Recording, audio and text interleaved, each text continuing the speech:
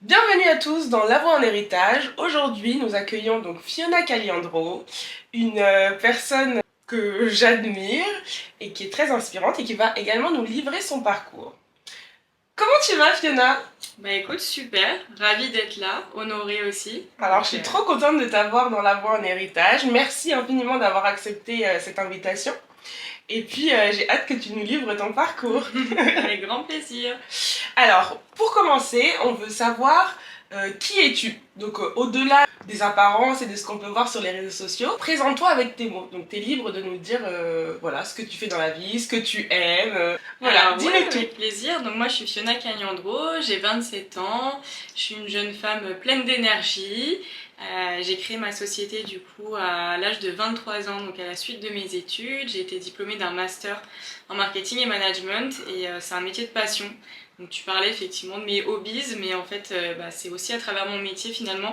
C'est vrai que je suis vraiment passionnée par tout l'aspect maroquinerie principalement et le secteur du luxe.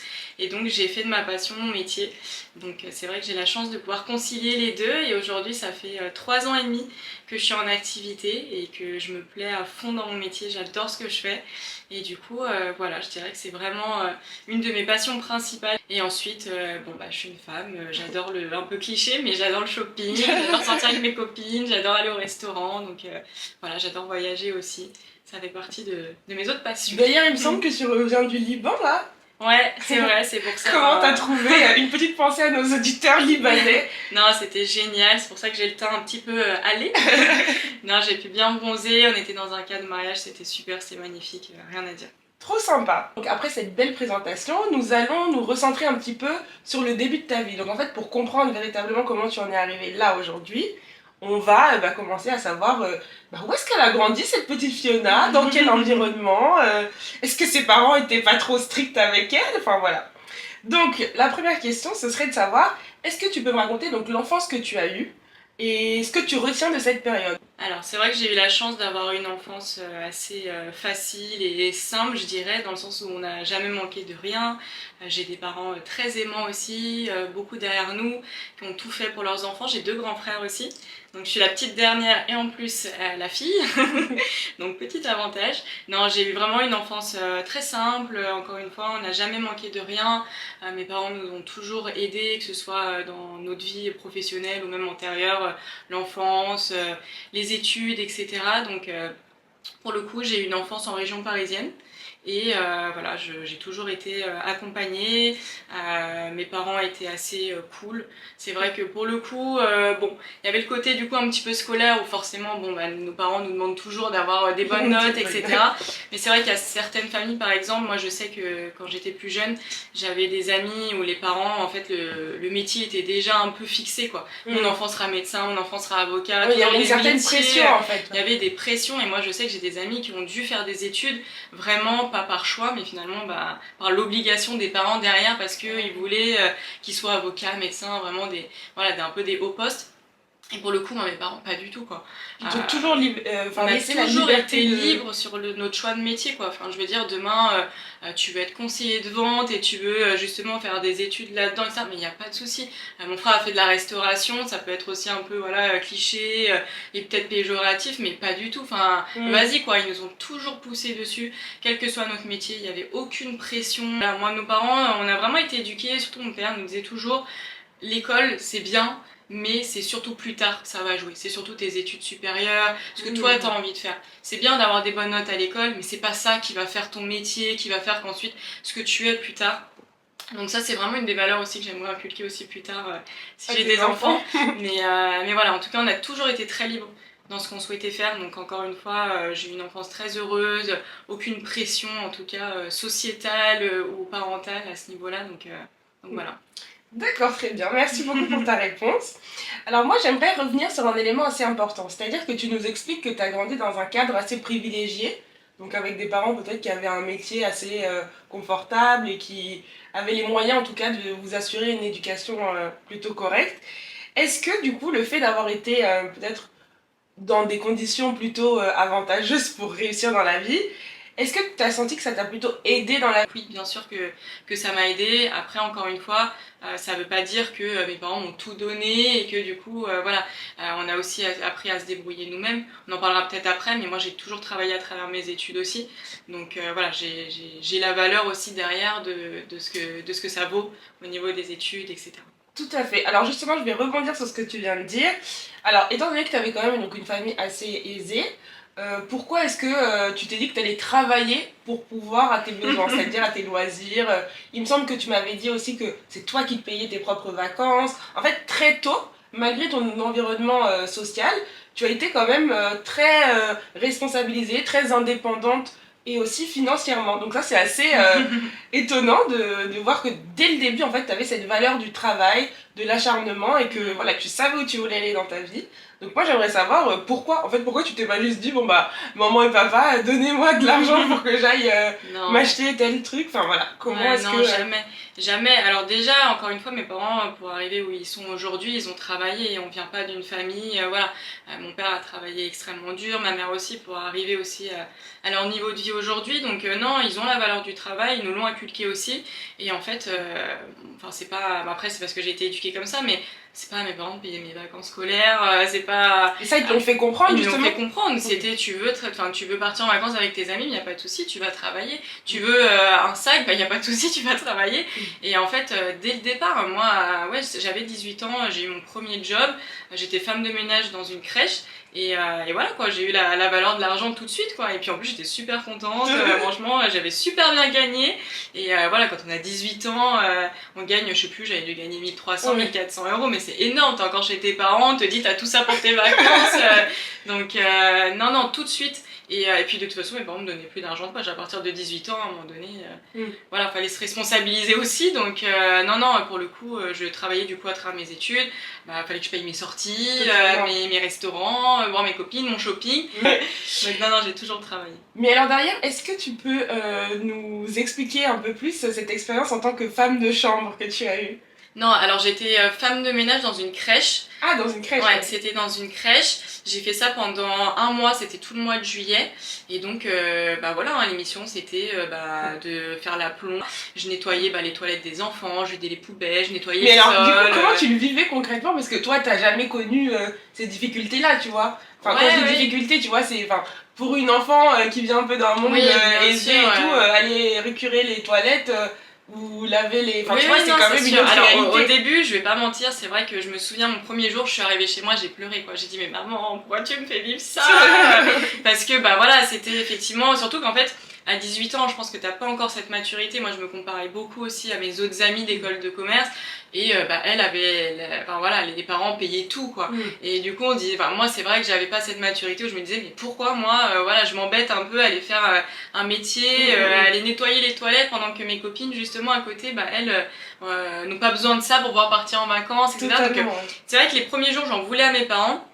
Mais ils vont me forcer à y aller, hein. C'était pas, mes parents ils étaient pas bon, bah au moins t'as testé, et voilà, non, t'y retournes le lendemain et tu continues. Et au final, ça s'est super bien passé. Je me souviens, j'étais tombée sur, du coup j'étais avec une autre femme de ménage du coup qui était là à plein temps. Et elle était d'un amour, enfin je m'en souviens toute ma vie, je me souviens, du coup forcément c'est ultra physique et quand tu laves le sol, honnêtement tu te fais mal au dos parce que t'as le dos un peu plié en deux. Et je me souviens, c'est moi qui avais 18 ans, elle devait avoir 50 ans et puis elle me disait non mais passe ce balai, tu vas te tuer le dos. Elle avait limite de la peine pour moi alors que ça devrait être l'inverse, voilà, au niveau de l'âge, etc. Puis elle était tellement gentille dès qu'elle me disait va te poser un peu dans la réserve, des trucs, je sais pas, comme si elle se disait ouais, je sais pas, mais non, elle était d'un amour cette dame et au final non, ça s'est bien passé. Après il peut y avoir aussi un peu le regard des autres.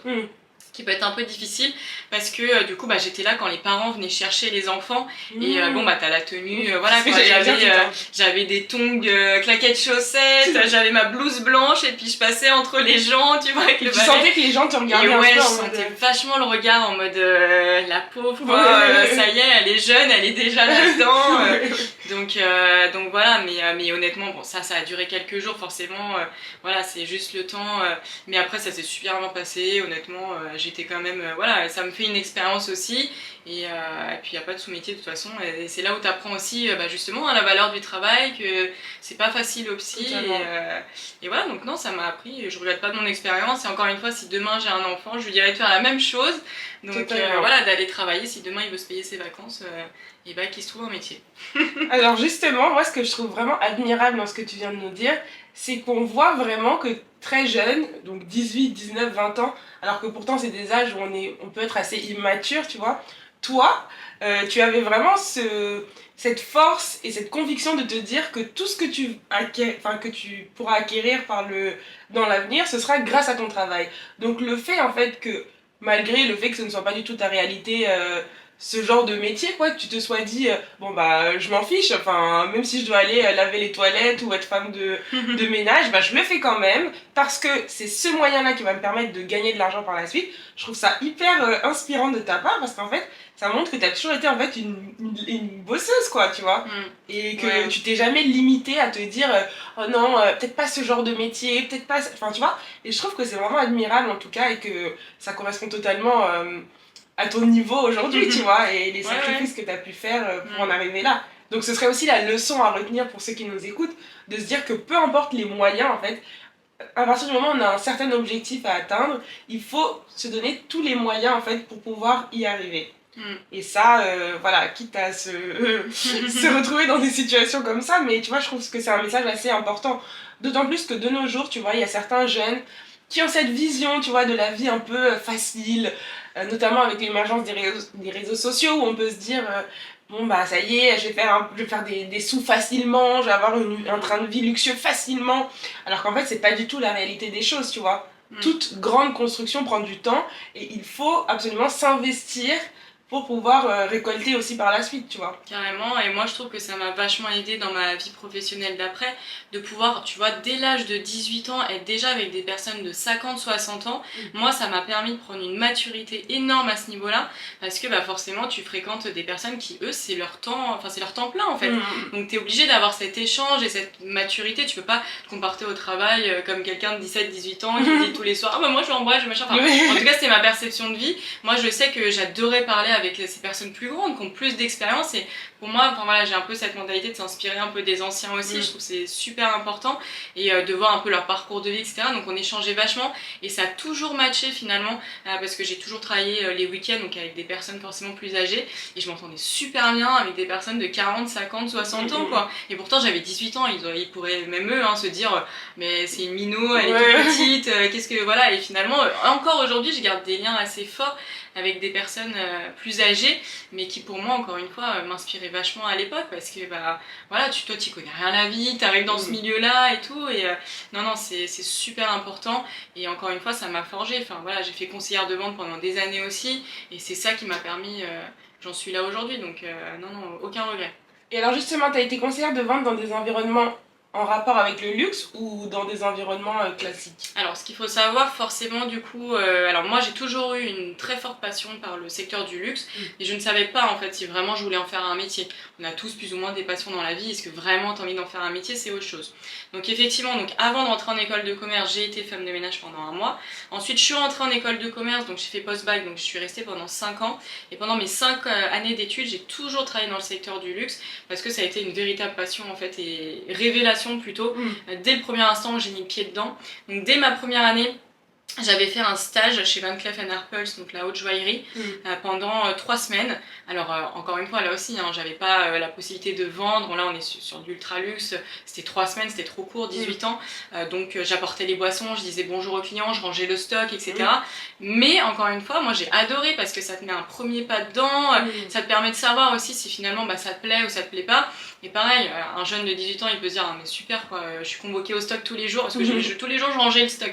Mais c'est pas grave, moi je le prenais comme un plus. Et justement, en plus à ce niveau-là, j'ai une petite anecdote, parce que du coup j'ai mis mon premier pas dans la haute joaillerie. Je savais pas encore dans quel secteur, haute joaillerie, maroquinerie, souliers, prêt-à-porter, je voulais travailler. Et au départ, je pensais faire de la haute joaillerie. Et donc je leur avais demandé un stage, parce que Van Cleef & Arpels sont aussi une école à Paris de haute joaillerie. Et donc je leur avais demandé de m'offrir un stage, c'était possible, etc. Et tout de suite ça a été un grand oui. Donc voilà, il faut aussi avoir ce petit bagou, je pense aussi. Et moi j'avais aucun contact dans le commerce, ni dans le secteur du luxe. Et c'est un milieu qui est assez pistonné, hein, forcément. Assez fermé même. Assez fermé aussi. Donc du coup, moi en fait je me suis créé mon petit réseau très jeune pour pouvoir ensuite évoluer dans ce secteur-là. Donc ça c'était vraiment juste le cadre d'un stage. Après effectivement j'ai travaillé tous les week-ends, donc j'étais en CDI en temps partiel. J'ai travaillé le samedi et le dimanche en tant que conseillère de vente pendant plus d'1 an au sein de la maison Tod's, donc c'est les souliers. Et c'était bien, c'était enrichissant aussi. Encore une fois, tu es en contact direct avec la clientèle et c'est important. Mais c'était trop intense au niveau de mes études à côté. Samedi, dimanche, j'avais un rythme ultra soutenu. En plus, je finissais à 20h, le temps de rentrer, prendre la douche, de manger, etc. Tu te couches pas avant 22h, t'as pas le temps de réviser.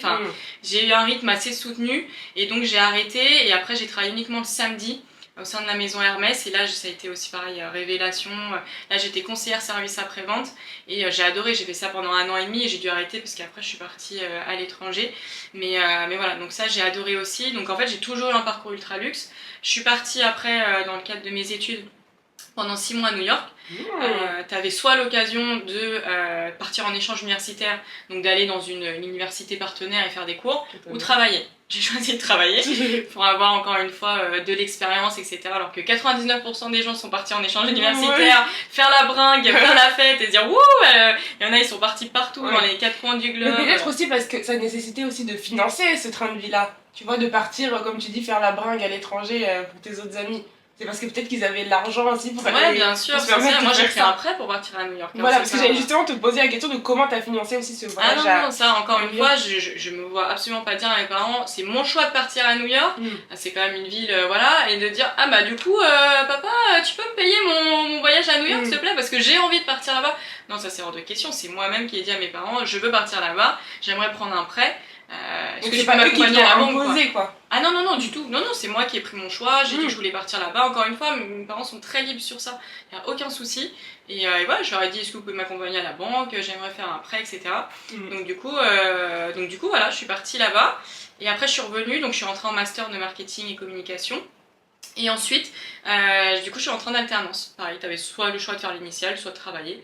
Moi j'ai voulu faire l'alternance pour avoir de l'expérience encore une fois et toujours dans le secteur du luxe. Je suis retournée chez Hermès mais au sein du siège cette fois-ci.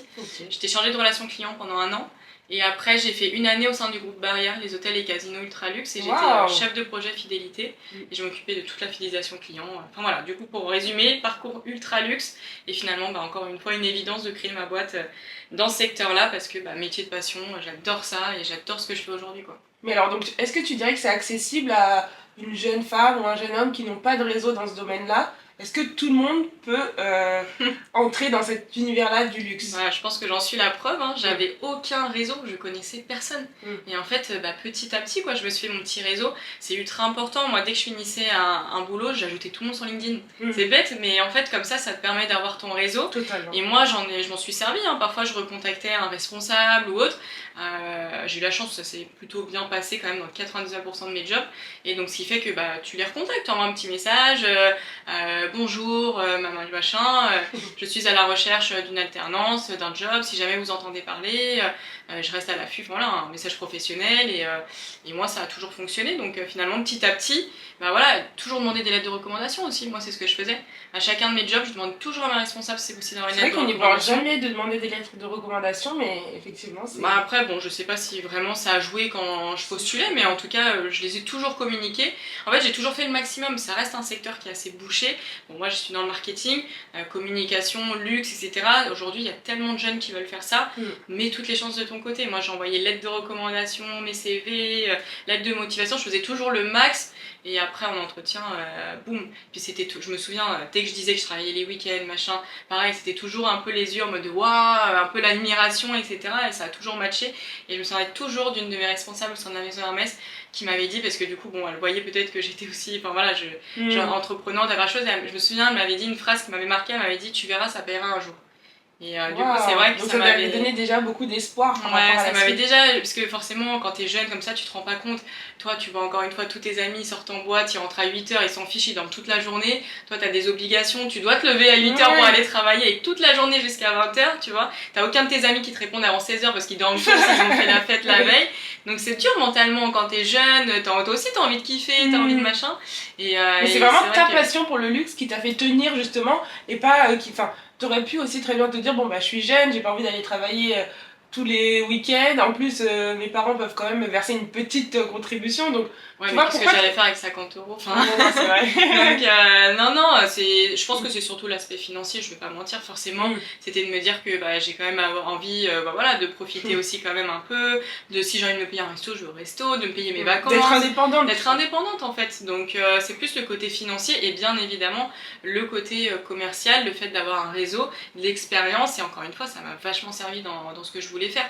J'ai tout de suite su ce que je voulais faire, donc ça forcément je pense que ça m'a aidé. C'est grâce à ça aussi les expériences, les petites expériences qui font qu'après tu sais ce que tu veux plus faire, tu sais ce que tu veux faire. Et après ça te crée ton secteur d'activité finalement. Alors maintenant, on va passer à la partie un peu plus introspective, c'est-à-dire on va voir comment est-ce que ton éducation t'a façonné et quel est le rapport que tu as aujourd'hui à la vie, au monde, à l'injustice, à ce genre de choses. Ici, on est très profond dans nos échanges, donc t'inquiète pas, tout va bien se passer. Est-ce que tu te souviens de la première fois où quelque chose t'a vraiment choqué ou déstabilisé? Dans ma vie. Dans ta vie personnelle ou dans ta vie par rapport à ton travail. D'ailleurs, c'est intéressant, tu vas nous donner un exemple dans ta vie personnelle et un exemple dans ton travail. Et comment tu as réagi justement face à cette déstabilisation. Waouh, bonne question. Quelque chose qui m'a choquée dans ma vie personnelle. Ouais, ça peut être un décès, enfin une injustice que tu as subie et qui t'a vraiment Ouais, bouleversée, quoi. si tu reviens effectivement, maintenant que tu me donnes quelques exemples, effectivement, tu me parles de décès. Je pense que j'ai eu mon premier décès assez tard, c'était mon grand-père. Et ouais, je dirais que ça, c'était vraiment un moment très choquant pour moi parce que, bon, voilà, sans rentrer dans les détails, je l'ai vu décéder physiquement. Et du coup, c'est vrai que c'est quelque chose qui, je pense, je m'en souviendrai toute ma vie. Après, bon, malheureusement, je pense que beaucoup de personnes passent par là aussi.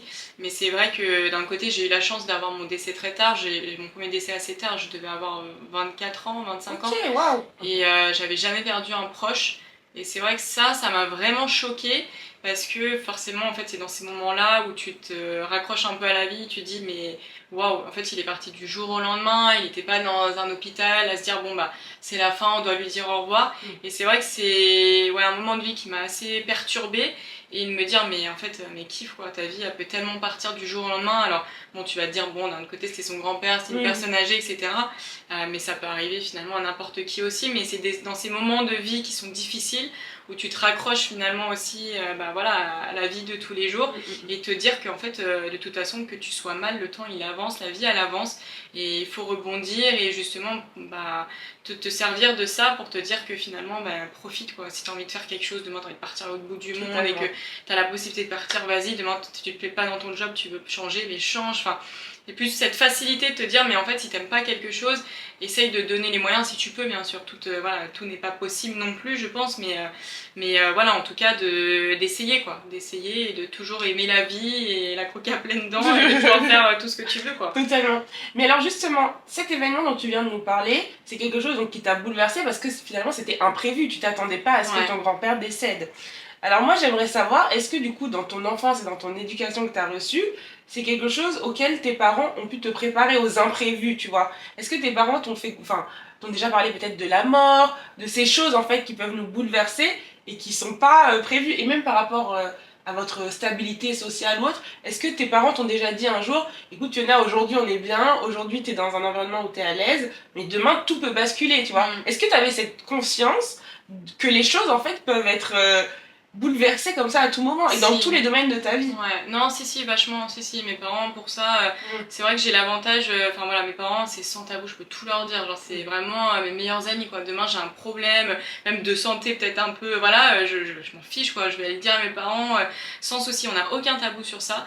Et si carrément mes parents nous ont toujours parlé bah, de décès, que voilà, ça pouvait arriver, etc. Donc si j'avais quand même cette conscience, mais c'est différent quand ça t'arrive vraiment Oui. et que ça tombe dessus, même si t'as beau être préparé, je pense que t'es jamais prêt forcément. Forcément. Et puis bah voilà, t'as forcément de la peine, c'était le papa enfin, voilà, de mon père, voilà, c'est des moments qui sont très difficiles aussi dans une vie, donc voilà, et puis t'as cette sensation d'être fort pour tes parents, finalement de prendre un peu le sens inverse, c'est toujours tes parents qui ont été là pour toi, bah, dans ces moments-là c'est un peu toi qui as envie de prendre en charge un peu tes parents, et tu vois, te dire bah maintenant t'inquiète, c'est moi, tu vois.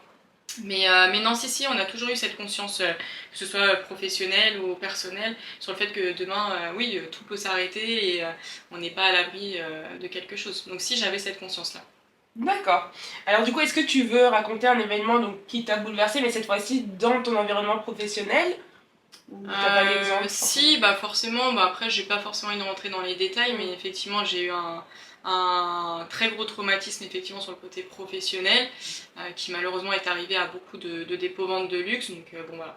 Sans rentrer dans les détails, je pense qu'on a compris un petit peu de quoi il s'agissait, mais voilà. Pas forcément. Bon voilà, en tout cas ça a été un très gros choc personnel et professionnel aussi, j'ai tout perdu du jour au lendemain. Voilà, on m'a tout pris et forcément ça a été très difficile quand t'es jeune de devoir gérer ça. Bon, je pense qu'il n'y a pas d'âge, hein, quoi qu'il en soit, mais forcément, je dis côté jeune parce que tu te dis bon, pourquoi moi, je viens de démarrer, enfin voilà, t'as forcément ce petit côté. Mais non, ça a été très dur, encore une fois, je suis toute seule. J'ai monté ma boîte seule, encore une fois. Enfin, c'est moi qui ai monté, que ce soit le côté juridique ou autre. Enfin, je veux dire, encore une fois, mes parents sont pas du tout dans ce secteur-là. Donc j'ai dû tout monter toute seule, quoi. C'est moi qui me suis donné les moyens. Enfin, j'ai démarré ma société, j'ai démarré avec 100 euros, quoi. J'avais rien du tout. Et du coup, bah forcément, t'as ce petit goût amer qui dit, mais merde, quoi. Enfin, j'ai tout monté du début à la fin toute seule et on vient me faire ça, c'est pas juste. Donc oui, si, ça a été un très gros choc traumatisme. Enfin, c'est un traumatisme, mais qui, je pense, me durera à vie de toute façon. Donc voilà, mais il faut rebondir, malheureusement. Dans la vie, on aura toujours des étapes difficiles et voilà, on peut que rebondir et se dire, ok, bah là, il s'est passé ça, et bah tant qu'on a la santé et qu'on peut avancer, et bah on avance, et puis voilà. Alors justement, je rebondis sur ce que tu viens de dire. Est-ce que du coup, tu comprends un peu les gens qui ont un parcours un peu plus chaotique, c'est-à-dire que des personnes, tu vois, qui n'auraient pas grandi dans une réalité sociale qui serait la tienne, qui auraient plus de difficultés, tu vois, et même à avoir cet état d'esprit aussi, tu vois, de se dire, bah, on peut réussir vu que toi, c'est quelque chose que tu as pu percevoir dans ton environnement, que tes parents aussi t'ont fait comprendre que tu pouvais réussir, mais c'est pas le cas d'autres personnes. Est-ce que du coup, tu comprends, enfin, peut-être pas comprendre, mais est-ce que, comment tu perçois plutôt ces personnes-là qui décident bah, de se tourner vers la facilité en fait, tu vois. De se dire, bon bah écoute, là on va aller faire, je sais pas, un petit casse pour avoir de l'argent, ou on va aller, je sais pas moi, agresser une vieille mamie pour, ou alors faire une petite escroquerie vite fait là pour... Voilà, comment tu vois en fait ce type de personnes-là? Bah, forcément, je l'ai vécu, donc non, je peux pas cautionner ça et je comprends pas. Forcément, tu te dis, mais non, je peux pas accepter ça. Comment je le perçois? Bah, pour moi, forcément, c'est une injustice. Tu peux pas aller casser, voler, braquer, taper une personne sous prétexte que parce qu'elle a et justement, enfin non, ça se passe pas comme ça la vie. Enfin, je veux dire, les gens travaillent, on se lève tous les matins pour essayer de réussir quelque chose. Non, je peux pas cautionner ça. Donc moi, je le perçois bah, forcément mal. Voilà, je pense qu'aujourd'hui, enfin voilà, on est quand même en France, on a la possibilité quand même de travailler avec ou sans expérience aussi. Il y a beaucoup de secteurs d'activité qui recrutent, enfin même la restauration, il y a besoin. Enfin, je veux dire, il n'y a pas besoin de ça non plus. Totalement. Voilà, donc non, je cautionne pas du tout. Et derrière, ils se rendent même pas compte de l'impact que ça peut avoir parce que c'est un traumatisme, encore une fois, qui reste à vie, qui est très difficile à faire partir. Donc peut s'en suivre des séances de psy, enfin tu vois, c'est ça qui les paye. Enfin voilà, c'est pour notre pain après derrière. C'est nous après, on doit vivre de tout ça et puis. Encore une fois, tu y penses tout le temps, t'as toujours peur. Demain, tu marches dans la rue, mais moi j'ai peur que demain, enfin, j'entends un bruit, je me retourne parce que j'ai peur, parce que encore une fois, on m'a traumatisée et que voilà, c'est des choses qui sont très difficiles après à faire partir. Et ils se rendent pas compte que eux, peut-être qu'ils se disent, bon, ça dure 3 secondes, ça dure 2 minutes, mais nous, ça dure toute une vie en fait, ce traumatisme, et ils se rendent pas compte qu'à quel point. Donc pour toi, t'as un rejet un total de ces gens. Enfin, tu te dis vraiment, c'est pas admissible d'entendre des gens qui se donnent pas la peine de réaliser leurs rêves et qui se tournent vers la facilité. Bah non, bien sûr que c'est pas admissible. D'accord. Mm. Et est-ce que tu penses qu'on grandit plus dans l'épreuve que dans le confort? Bah, je pense un peu des deux. Encore une fois, je pense que j'ai vécu autant dans l'épreuve que le confort, dans le Mhm. sens où effectivement j'avais le confort familial, j'ai toujours eu une famille assez saine, etc. Donc forcément, c'est toujours, enfin voilà, c'est toujours plus facile si tu as une éducation assez saine, etc. Je pense que c'est toujours plus simple. Mais d'un autre côté, encore une fois, il faut pas tout banaliser et tout avoir dans la facilité. Moi, ça m'a permis d'avoir cette épreuve-là, et que si demain j'avais plus rien sur mon compte en banque, jamais j'irai aller dire à mes parents ouais, j'ai plus rien, est-ce que nana vous pouvez me dépanner? Jamais. C'était à moi de gérer mon argent en fait dès le départ, quoi. Puis si j'avais plus rien, bah j'avais plus rien, mais t'attendais le mois prochain, quoi, pour recevoir ta paye. Donc non, non, jamais, jamais, jamais sur ça. Donc je pense un peu des deux, c'est bien d'avoir aussi un peu d'épreuve, un peu de confort aussi. Forcément, si t'as la chance d'avoir des parents assez à l'aise, etc., je pense que tout parent aiderait ses enfants. Totalement. Forcément. Mais d'un côté, je pense que c'est pas, en tout cas c'est ma vision à moi, de pas tout leur donner non plus, parce qu'après les enfants ça peut vite être ingrat, ça peut vite se retourner contre toi et oublier un peu ce que ça a fait dans la vie pour toi, donc voilà. Totalement. Alors c'est très important ce que tu nous dis et ça va nous permettre de faire une belle transition vers la troisième partie qui est un peu centrée sur ton rapport au travail et à l'émancipation. Parce que de ce que tu nous as dit depuis tout à l'heure, on comprend bien que voilà, t'es une bosseuse, t'es acharnée et t'as toujours eu cette vision, cette rigueur de travail. Et donc moi j'aimerais comprendre d'où elle vient en fait, d'où ça te vient cette vision du travail acharné. Bah encore une fois mes parents, hein, c'est mes parents qui ont toujours travaillé, encore une fois mes parents n'ont pas eu ce qu'ils ont eu aujourd'hui sans rien, quoi. Et ça mes parents ils nous ont toujours dit, toujours, comme depuis qu'on est tout petit, ils nous le disent, hein, mais vous croyez qu'on a ça grâce à qui, quoi? C'est parce que nous on est allés travailler. Moi mon père, en plus je viens vraiment pas d'une famille aisée à la base, hein, mes grands-parents sont immigrés, et mon père, je me souviens, quand il m'expliquait son enfance, dès qu'il se faisait un salaire il donnait tout à ses parents, voilà, c'était l'éducation et c'était la mentalité d'époque en fait. Tu donnais tout à tes parents et tu dois être reconnaissant de ce que tes parents aussi t'ont donné. Donc j'ai gardé aussi ce côté-là, je suis ultra reconnaissante de ce que nos parents nous ont fait. Et peut-être que pour certains, voilà, ils se disent la pauvre Fiona, ses parents ils lui donnaient rien, etc. Mais moi au contraire, je suis vraiment en mode mais merci en fait de m'avoir éduquée comme ça, parce qu'au contraire aujourd'hui je suis tellement reconnaissante de tout ce que vous avez fait pour moi. Je leur en veux pas de m'être mise au travail à 18 ans et de m'être dit bah si tu vas travailler. Ils ont façonné en fait ta vision du monde et du Au travail. contraire, je leur dis merci, quoi. Merci pour ce que vous avez fait. J'ai la valeur du travail aujourd'hui, je sais ce que c'est. Et merci en fait, je leur en veux tellement pas de me dire mais ouais, vous m'avez emmené au travail à 18 ans. C'est jamais. Une honte. Non, jamais, jamais, jamais. Donc ouais, non, pour moi en tout cas, j'ai cette vision du travail grâce à mes parents et c'est l'éducation. Je pense que tout vient de là aussi, quand même, une grande partie. Et c'est vraiment grâce à eux, voilà, que ce soit moi ou mes frères, tous les trois on a été logés à la même ancienne. Tu vas travailler si tu veux te faire plaisir, c'est pas à nous de payer tes loisirs, quoi. Et alors, est-ce que tu dirais que le travail t'a permis de te construire toi-même en tant que personne, en tant que jeune Fiona? Est-ce que par le travail, justement, t'as appris cette rigueur dans ta vie de tous les jours, en fait? Bien sûr, comme je le disais, j'ai été conseillère de vente et conseillère service après-vente dans des grandes maisons. Donc déjà, tu es dans le secteur du luxe. Tu dois avoir un certain langage, tu dois te comporter, enfin voilà, tu vois, forcément, tu as déjà ce côté un peu rigoureux. Tu dois avoir cette rigueur, ce langage quand même assez, voilà, quand tu parles à un client luxe, et bonjour madame, bonjour monsieur, je vous en prie, asseyez-vous, tu tires la chaise. T'as déjà ce côté, tu vois, très carré, quoi. Ouais. C'est un peu... ça te responsabilise, en fait. Ouais, mais moi j'adorais, hein. C'est vraiment le côté que j'adore. Et encore aujourd'hui, je le fais à mes clients, je tire toujours la chaise, bonjour monsieur, bonjour madame, je vous en prie, asseyez-vous. Donc t'as déjà effectivement ce côté assez rigoureux. Et comme je le disais, tu travailles, t'as 18 ans, 19 ans, tu travailles avec des gens qui ont 50, 60 ans, c'est tes collègues de travail. Donc forcément, tu manges avec eux, tu discutes avec eux, donc tu t'adaptes forcément. Ils t'apprennent quelque chose ouais, aussi. Bien sûr, vraiment, moi ils m'ont tellement appris, forcément, voilà, on parle de leur parcours, de ce qu'ils ont fait, c'est inspirant, et puis forcément, moi je suis quelqu'un qui m'inspire beaucoup aussi des plus grands, et du coup tu dis waouh, mais génial. Et puis quand t'as 18 ans, il te raconte tout son parcours et tout, toi t'es en mode waouh. J'aimerais atteindre ce niveau-là un jour. Grave. Donc oui, bien sûr que ça m'a aidé, mes expériences professionnelles, pour moi, elles aident forcément. Et encore une fois, côté positif ou négatif, bien sûr qu'il y a des choses que j'aimais pas, parfois ça s'est un peu mal passé, etc. Mais au moins ça te forge et ça t'apprend, et tu dis ouais, en fait j'ai pas envie d'être comme ça, j'ai pas envie de... Voilà. Et voilà, t'as des visions après un peu différentes.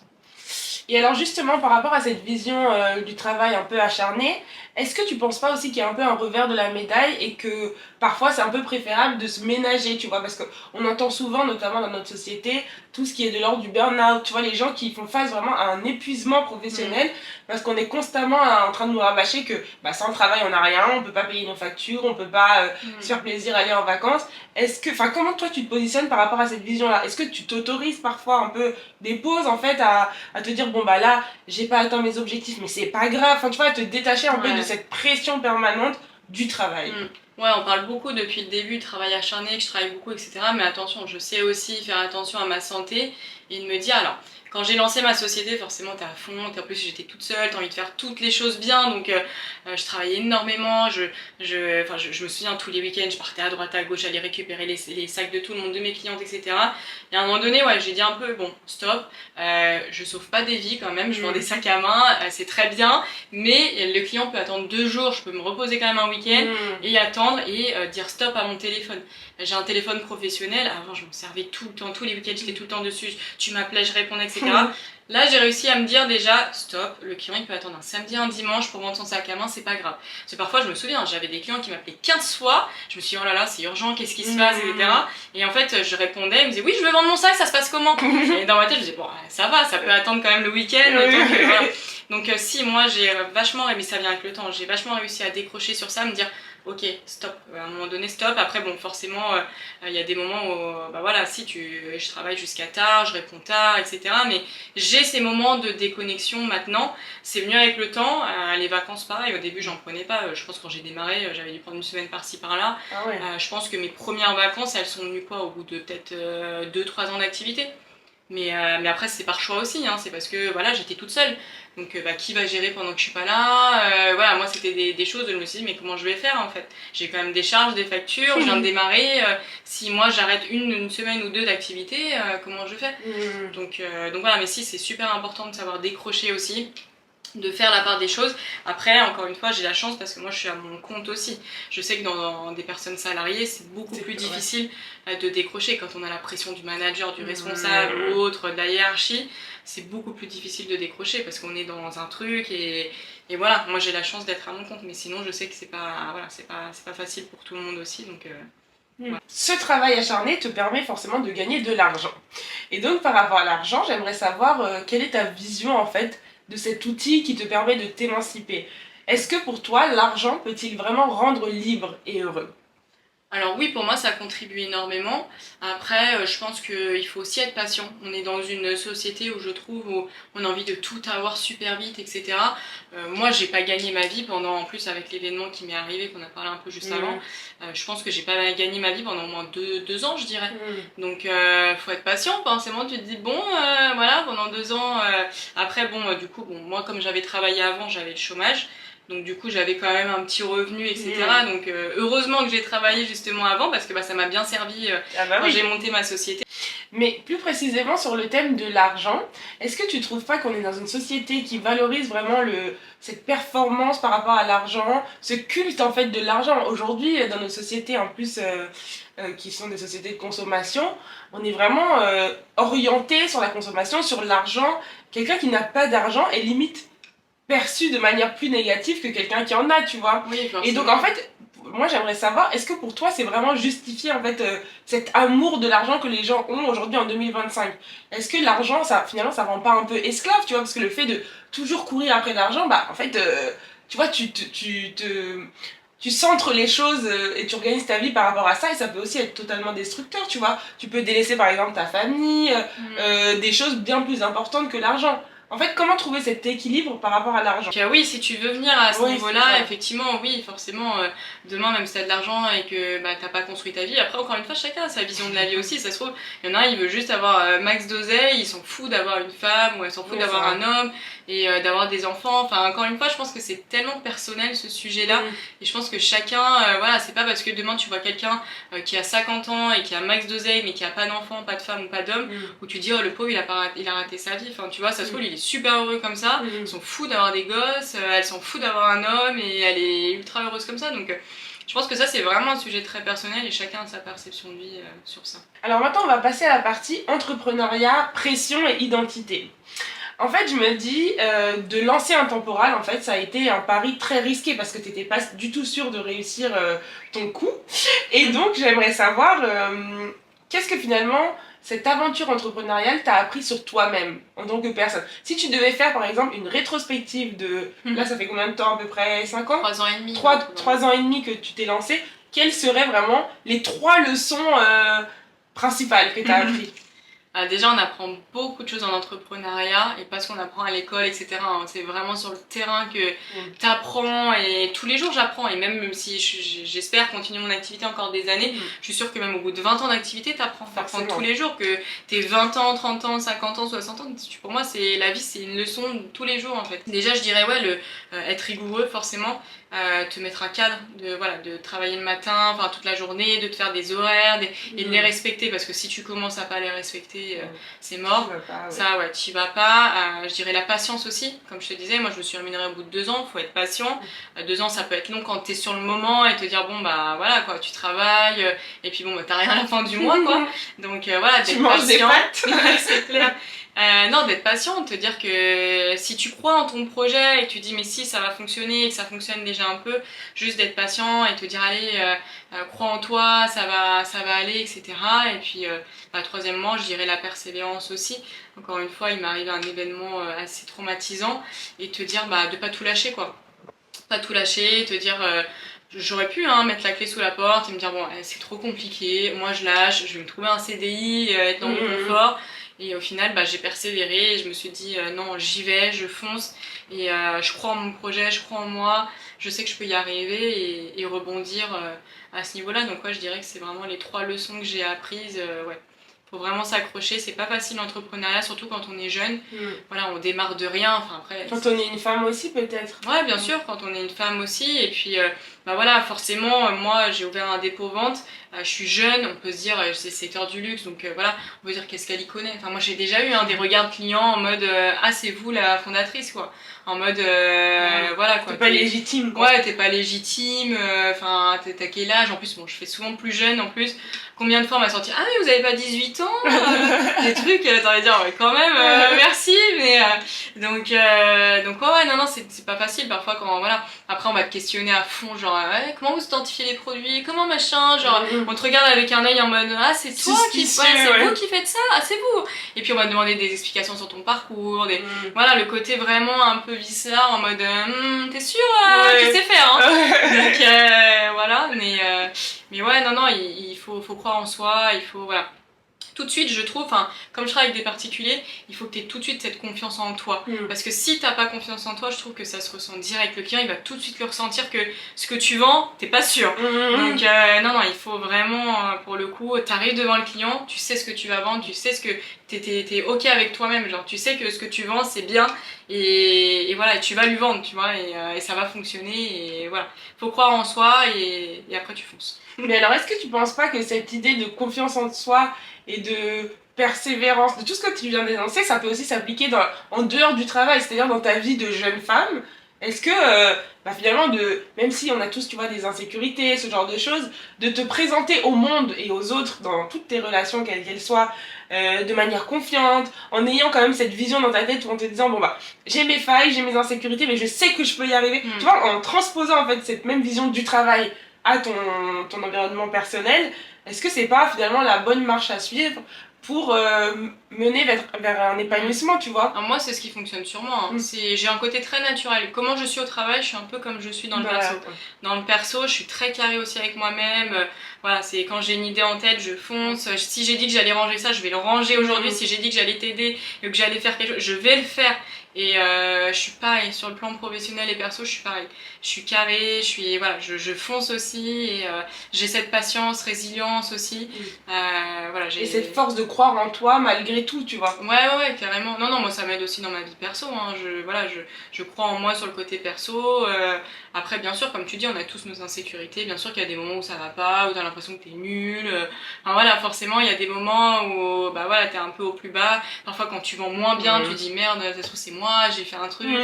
Donc voilà, forcément que t'as des insécurités. Mais après, encore une fois, à toi bah, d'essayer de te dire, ok, encore une fois, moi je me dis toujours, Fiona, il y a pire, Mm. t'as la santé, c'est pas grave, enfin Ouais. voilà, avance et puis ça va aller, ça va le faire. En fait, moi j'ai cette philosophie de toujours essayer de relativiser. Me dire toujours, il y a pire, t'as pas vendu un sac aujourd'hui, c'est pas grave, t'inquiète pas, et puis demain peut-être que t'en vendras deux, trois, et puis tu diras, waouh, super. Donc non, je relativise beaucoup. Je me dis toujours, c'est bon, c'est pas grave, il y a pire, et Alors du coup, à 27 ans, étant donné que tu portes quand même beaucoup de choses seule sur tes épaules, moi je me demandais véritablement comment tu fais pour gérer cette pression et le fait de te dire bon bah j'ai construit un temporal, c'est quand même une entreprise aujourd'hui qui a du succès, et si demain je perds tout, est-ce que finalement ça t'angoisse pas un peu cette peur en fait qui est liée à ça quoi, au fait de perdre ce que t'as bâti durement tu vois toutes ces années. Ouais. Comment est-ce que tu le vis? Je dirais oui et non.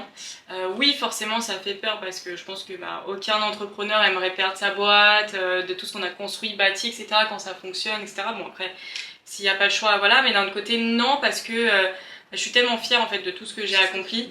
Et je me dis, aujourd'hui, j'ai 27 ans, j'ai quand même fait une exposition au Louvre, j'ai quand même fait un Westfield, j'étais sur France 2, l'Express. Enfin, je suis déjà tellement fière de moi toute seule, tout ce que j'ai pu faire. Et parce que, encore une fois, j'ai cru en moi, je sais ce que je vends, je sais ce que je vaux aussi à ce niveau-là. Totalement. Donc je suis tellement fière et que je me dis que si demain ça s'arrête, et je serais tellement contente quand même de raconter mon expérience et de ce que j'ai pu vivre. Après moi j'ai pas cette vision que se dire ouais, tu sais t'as des entrepreneurs ils sont très moi je retournerai jamais dans le salariat, ça m'intéresse plus. Bon moi j'ai pas trop cette mentalité là, c'est écoute si demain je dois retourner dans le salariat, je retournerai dans le salariat. Enfin je veux dire il y a pire encore une fois pour moi dans la vie, c'est pas grave et puis au pire tu te relanceras sur un autre truc. Peut-être que je retournerai dans le salariat 5-10 ans et qu'après j'aurai une autre révélation, un autre projet, un autre truc et me dire tiens mais voilà donc j'ai pas peur en tout cas de tu n'exclus pas en tout cas de te réinventer par la suite. Ah ouais non pas du tout, moi j'adore avoir plein de projets en tête, j'en ai plein dans ma tête, je fusionne d'idées quoi et tous les jours je suis ah mais ça super et tout et je vais le mettre en place en plus tu vois parce que t'en as qui ont des projets et ça c'est vrai que c'est difficile en entrepreneuriat. Le plus dur pour moi c'est de se lancer. Quand on me dit ouais combien de fois j'entends moi j'ai un projet mais j'ose pas machin mais le plus dur c'est de se lancer genre go girl genre tu te dis mais vas-y essaye tente. T'as rien à perdre, ça marche pas c'est pas grave. Et après bien sûr encore une fois il y a des cas différents, si demain t'as tes charges, t'as ton loyer, tu peux pas te permettre voilà mais moi j'ai démarré, j'étais un peu en travers de mon activité d'alternance et je me suis dit attends avant de quitter mon job parce qu'il m'avait proposé un job à temps plein après je me suis dit attends déjà lance ton truc, vois si ça fonctionne un peu. J'ai vu que ça prenait et là je me suis dit ok j'arrête et je me lance quoi. Mais pour moi le plus dur c'est de se lancer, mais une fois que t'es lancé après essaye, va jusqu'au bout et aucun regret quoi. Moi tu pourras dire on gagne toujours à apprendre, tu gagnes toujours et puis c'est encore super beau de te dire écoute j'ai essayé de lancer une boîte, ça n'a pas marché, mais au moins, waouh, super quoi, t'as fait les démarches, t'as été quand même jusqu'au bout et t'as testé, t'as essayé. Et pour moi, ça c'est vraiment le plus important. Ouais. Mais en tout cas, je suis consciente que du jour au lendemain, bien sûr, tout peut s'arrêter, mais c'est pas grave, encore une fois, je serais super fière de tout ce que j'ai accompli. J'ai rencontré plein de belles clientes, enfin, j'ai un réseau de dingue aujourd'hui, et puis je leur remercie parce que forcément, c'est grâce à toutes mes clientes aussi que j'en suis là aujourd'hui, donc à leur fidélité aussi. Et forcément, je me dirais, superbe expérience, quoi. J'ai rencontré plein de gens, j'en suis trop fière. Trop beau ce que tu dis. Et finalement, ce que je retiens du message que tu viens de nous porter, c'est, tu vois, la phrase quand on était jeune et qu'on avait, genre, imaginons, course d'orientation au lycée, au collège, et qu'on n'arrivait pas, tu vois, à finir la course. Tu sais, il y avait toujours un prof qui te disait « Non, mais l'important, c'est de participer », tu vois ce que je veux dire?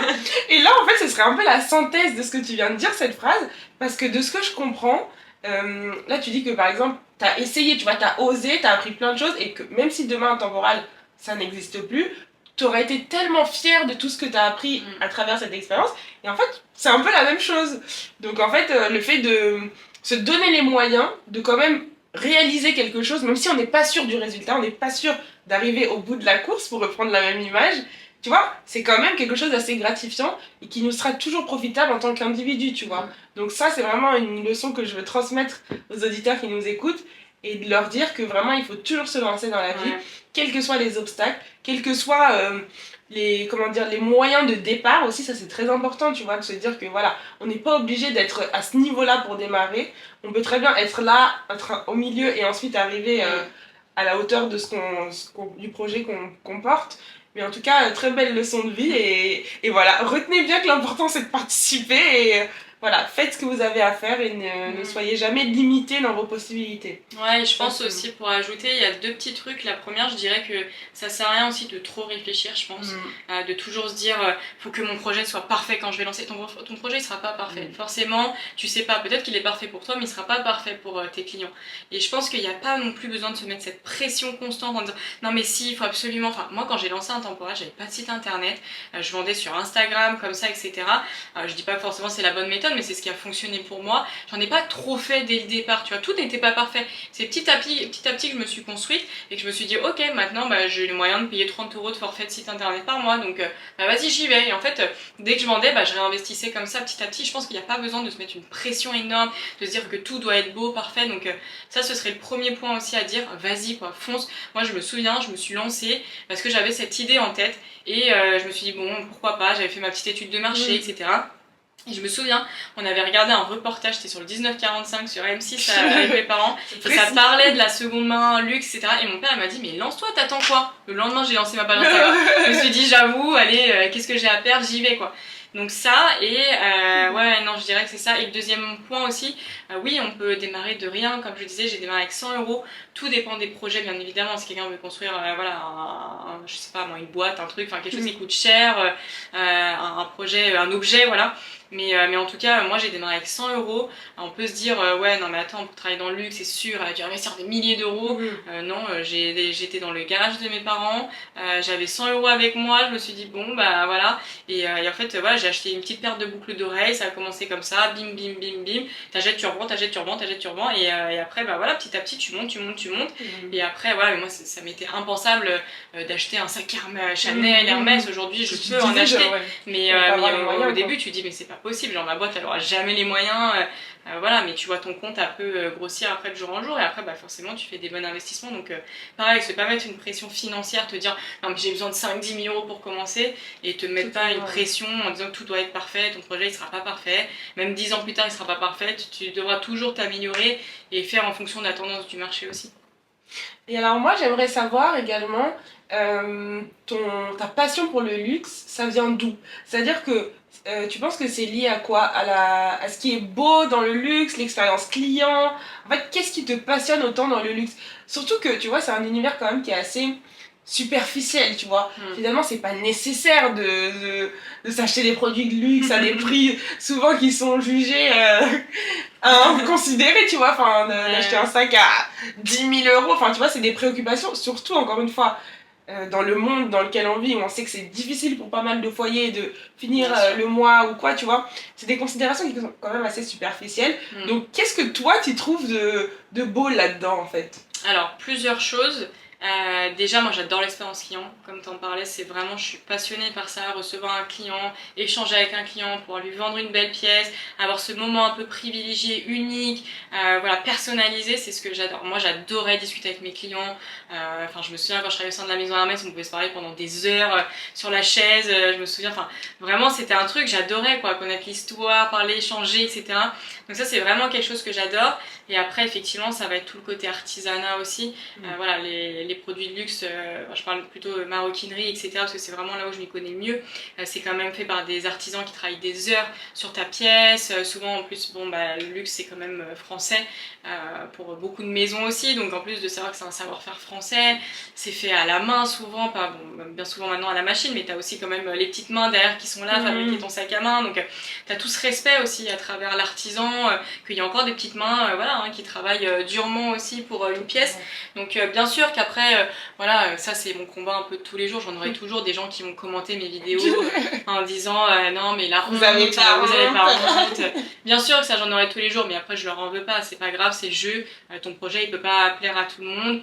Après moi j'ai pas du tout ce côté superficiel dans le luxe, tu vois. Moi mes clientes elles sont ultra naturelles, je dis naturelles parce que on peut s'imaginer le côté mais elle c'est sûr, elle a des clients prout qui arrivent tous les jours, le cliché de la nana avec le talon de 15 cm, son petit sac et son petit chihuahua au bras. C'est pas que ce genre de profil en fait. Non, moi-même je suis fidèle à ce secteur-là et je suis pas du tout quelqu'un. Moi j'aime acheter du luxe parce que c'est beau, mais pas parce que toi tu vas me regarder autrement si je porte un sac. Enfin, c'est pas du tout le côté représentation sociale que ça peut avoir. D'accord. Donc non, et puis je pense que mes clientes aussi, hein, c'est la même chose, en tout cas c'est ce que je ressens aussi. J'ai pas de clientes vraiment prout-prout en disant tu penses que si j'allais de ce sac on va me regarder autrement, enfin non, sur ça c'est vraiment un peu, et même quand je travaille dans des grandes maisons, enfin moi c'est pas du tout le sentiment que j'ai ressenti, et je pense que ça c'est plutôt des personnes qui s'y connaissent pas forcément dans le secteur qui vont tout de suite penser que le luxe égale superficialité, égale personne pas naturelle, personne qui veut montrer, personne qui veut enfin voilà, qui veut montrer qu'elle a de l'argent et tout, et pas du tout, enfin je veux dire on a le droit de s'acheter des pièces qui nous font plaisir. Enfin, demain, toi, si ton kiff c'est d'acheter une belle voiture, bah moi, mon kiff c'est d'acheter un beau sac à main. Enfin voilà, chacun, encore une fois, a sa perception de la vie. Et ça veut pas dire que la personne a énormément d'argent. Hein. On peut très bien se faire plaisir. Hein. Moi, j'ai plein de clientes, elles me disent, bah voilà, j'ai 30 ans, je veux marquer le coup, c'est mon premier sac des 50 ans. Ben, voilà, c'est la première fois que je m'achète un sac de luxe. Ben voilà, c'était une cagnotte, c'était un héritage. Enfin, ça veut rien dire, tu vois, ça peut venir de partout. Et c'est ça qui est beau, c'est que finalement, et puis c'est un investissement aussi. C'est tellement un investissement. Les sacs de luxe, on s'en rend pas compte, mais quand je dis investissement, c'est dans le sens où moi, j'ai eu des clientes où malheureusement elles se sont retrouvées dans une galère financière et elles sont venues à moi en disant bah voilà, j'ai besoin d'argent, et mais je leur dis mais heureusement que vous aviez acquis ces sacs, puisque finalement ça te fait finalement une trésorerie. Moi derrière, je vais t'en proposer, ça vaut de l'argent ces sacs. Donc derrière, finalement, c'est ce que je leur dis mais heureusement que vous avez investi là-dedans. Imagine finalement tu avais investi dans rien, juste à tout claquer, et demain tu es dans une galère financière, et ben en fait Dieu merci, tu avais ces sacs à main là, et tu peux t'en sortir voilà, en fonction de la valeur de ton sac. Mais là aussi, il ne faut pas négliger aussi que derrière, ça peut t'aider parfois dans des petites galères comme ça. D'ailleurs, il me semble que tu proposes des formations par rapport au fait d'investir dans le secteur du luxe. Ouais, alors ça c'est autre chose, c'est vraiment pour se faire un complément de revenu. Mais bien sûr qu'effectivement il y a des sacs aujourd'hui de seconde main surtout qui ont de la valeur. En fait, ce que j'apprends dans la formation, c'est clairement mon métier finalement. Moi c'est ce que je fais, j'achète, je revends avec une plus-value. Mais en fait j'apprends finalement à des femmes surtout à pouvoir faire un complément de revenu à ce niveau-là, parce que si je l'ai fait, c'est que c'est possible aussi. Je le fais encore aujourd'hui. Et bien sûr que les sacs de luxe de seconde main sont un véritable investissement quand on les choisit bien, quand on a les connaissances derrière. Et en fait moi j'ai regroupé un peu, c'est mon cerveau en fait, hein, c'est toutes mes connaissances que j'ai transmises à travers cette formation là, et pouvoir expliquer dans une formation claire et complète tout ce que j'ai appris moi durant toutes ces années. Ça fait quasiment 10 ans maintenant que je travaille dans le secteur du luxe. Comment tu fais du coup pour garder un petit peu les pieds sur terre? C'est-à-dire que tu es habitué de manière quotidienne à côtoyer donc des personnes qui ont des certains moyens. Toi-même tu viens d'une famille aisée, même si on a bien compris que tes parents se sont construits par leur travail. Je veux dire, est-ce qu'il n'y a pas une forme un peu de... Vous n'êtes pas un peu dans votre bulle? Non, quand je dis vous, c'est dans le secteur du luxe. Est-ce que tu te dis pas que tu es un peu déconnecté peut-être des vraies réalités, tu vois, sociétales, tu vois? Et comment tu fais pour garder les pieds sur terre en baignant quotidiennement dans cet environnement du luxe, en ayant que des belles choses, tu vois? C'est différent que quelqu'un, je sais pas, qui travaille dans le social ou à l'hôpital, tu vois, et qui voit des gens mourir tous les jours, tu vois? Comment est-ce que tu fais, toi, Fiona, pour rester connecté à la réalité en fait? Ouais. Alors déjà, bon, mes parents, enfin ma mère, mes parents sont pas du tout dans le secteur du luxe, sont pas branchés luxe du tout. Mes parents, ils ont rien dans le luxe. J'ai pas baigné dans des voitures de luxe. J'ai pas baigné du tout dans le secteur du luxe. Hein. Bon, tu dis famille aisée, mais moi j'ai plutôt le terme de juste mes parents, effectivement, ont réussi leur vie. Mais après, chacun a sa façon de réussir leur vie. C'est juste, ils ont construit une maison, ils nous ont payé nos études. Enfin voilà, mais bien sûr qu'après, c'est un confort de vie. Mais je veux dire, j'ai pas du tout baigné là-dedans. C'est vraiment moi, toute seule, où je me suis dit, tiens, ça m'intéresse ce secteur, et j'ai voulu travailler là-dedans. Et donc, je me suis créé une passion à ce niveau-là. Après, non, je garde les pieds sur terre. Peut-être, effectivement, comme tu l'as dit, pour le coup, mes parents sont dans le social. Et effectivement, ils sont au contact de la mort tous les jours. Donc, peut-être que c'est ces expériences-là aussi qui me font que, tu vois, je sais aussi la valeur de la vie. Enfin, encore une fois, j'ai pas du tout baigné là-dedans. Donc, mes parents, encore une fois, ont réussi en travaillant. Donc, je pense que j'ai cette valeur-là. Je sais très bien ce que c'est de travailler. Je sais, enfin moi j'ai jamais connu mes parents en arrêt maladie, j'ai jamais connu mes parents, enfin que tous des trucs en fait qui font que j'ai toujours connu mes parents travailler en fait, donc j'ai cette valeur de l'argent, je sais ce que ça fait d'aller travailler, d'aller au boulot, de vouloir réussir sa vie, etc. Donc non, j'ai vachement les pieds sur terre dessus, et puis moi je fréquente des gens comme moi je suis normale quoi, donc voilà, donc non, sur ça j'ai vachement les pieds sur terre, je veux dire dans ma famille on n'est pas non plus, enfin voilà quoi. Parce que tu travailles dans ce secteur là que... Ta mentalité est portée forcément sur le luxe au quotidien, quoi. Je rassure tout le monde, je vais pas chez Hermès tous les 4 matins. Donc, c'est plus cette partie-là que... Non, je suis quelqu'un de normal, voilà. D'accord. Et donc, pour retourner un peu sur le côté un peu plus introspectif, j'aimerais que tu nous révèles s'il y a des parties de toi que tu montres rarement aux autres.